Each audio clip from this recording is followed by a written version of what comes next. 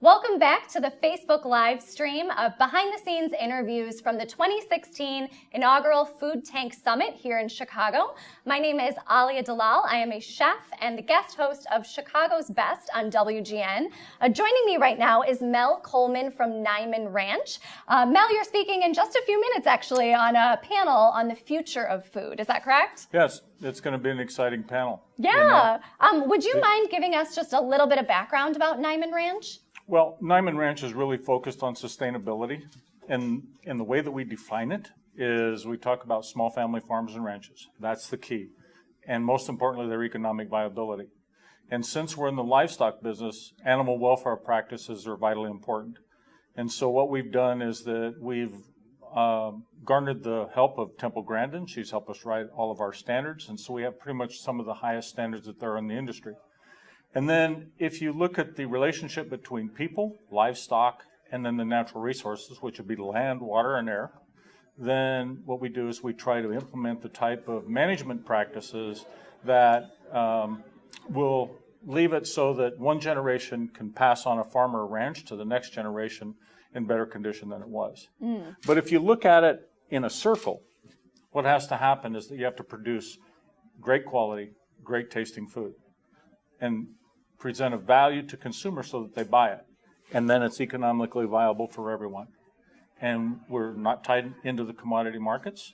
And so we think it's a system where people, livestock, and natural resources work together to provide sustainable products. Awesome. And yeah, you probably really can't have one of those be successful without having the other two components too. And one thing I noticed when you were speaking is that you brought up the word people a lot. And I think sometimes when we talk about food and sustainability, we can get really zeroed in on the food part, right? And knowing exactly what the chicken's life was and that whole story, or can kind of talk about environmental issues and get really caught up in that story. But something I think often gets left out of the conversation is those people, like you're talking about in a business, treating your employees well, paying them well, and sort of fostering good relationships among those like three components, like you mentioned. So that's really interesting to hear you bring up. So for today's panel, the future of food, do you have any crystal ball predictions of maybe particular to livestock, what you see coming in the next maybe 5 to 10 years? What I see coming in the next 5 to 10 years is that we have a model that we think works. We've got over 750 to 800 different small family farms and ranchers that are involved in our program. And we think that the model works in the sense that it is economically viable for those families. And yet at the same time, we produce really high quality foods. So we're small compared to the rest of agriculture. But let me remind you that the word agriculture is made up of two words, ag and culture, and thus the people. And so I think that the future is that some of the technology that larger, big agriculture has, if we can get that applied to smaller agriculture and then challenge the success of the management practices in some of the smaller companies, challenge the larger companies to look to say, hey, we should be doing that. I'll use animal welfare as an example. Okay, there are companies out there that watch what we do, and the reason that they do that is because they want to copy and they want to mimic those type of programs so that it's successful for both small and big. And so what do you think is the best way to get some of those relationships going both ways between the big and small companies? Obviously, we hope that a summit like today brings some people together, but encouraging that dialogue between large and small companies that they can both be better. I think that Food Tank has done one thing that I've not seen in other organizations or seminars and conferences, and what they've done is that they've in the political scene, you say the aisle is too wide, okay, and there's too much divisiveness in the aisle.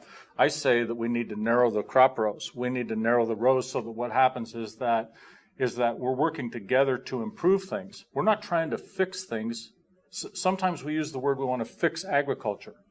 Well, I look at it from a standpoint that if everyone is striving to do something better, then what will happen is that the things that need to be changed will come. And so I would rather talk to counterparts, people that I disagree with in some of the practices that they may do, and come at it from a standpoint of this is what we do and this is why, in the hopes of what they do is they go, oh, that's a great idea. We should do that. rather than coming from a fixed standpoint, I'm saying, I'm doing it right, you're doing it wrong. If you're just joining us now, we're speaking with Mel Coleman from Niman Ranch. He's about to speak on a panel about the future of food here at the Food Tank Summit in Chicago. And maybe we can just end on one final question here today. I feel like you came in with this total rancher vibe, this jacket, so I know I'm speaking to someone super authentic. I'm curious about your personal background. What made you want to take on this position with Niman Ranch? I come from a 5th generation cattle ranch. My dad was the one that kind of started the natural industry in terms of no antibiotics and growth hormones. We sold our calves into the commodity markets. We were losing money. The bank was banging at the door. My sister-in-law was sitting at the dinner table and she said, you know what, there's a lot of people out there that are looking for livestock that are raised this way, not the use of antibiotics or growth hormones, et cetera, et cetera. My dad said, where do you shop? She said, I shop at a natural food store. He goes, oh, I'll call it natural. And so that's the original definition for natural, which was approved by the USDA. And then I got involved in the early years before organic was even in the Farm Bill. And we basically wrote the standards for organic and got them into the 1990 Farm Bill, and then it became law. And which, by the way, was one of the things that was brought up today as a success in terms of how you change things. And I think you change things through leadership, not necessarily through activism. That's my personal belief. Interesting. Well, thank you so much for You're joining welcome. me, Thank Mel. you. Thank you. Good luck on your panel today. I'm Thank sure you. it's going to be fascinating. Be sure to check out more live streams this afternoon, both of the panels at foodtank.com, and then, of course, here on Food Tank's Facebook page. We're diving a little bit deeper with all of the panelists, so be sure to check out some more interviews.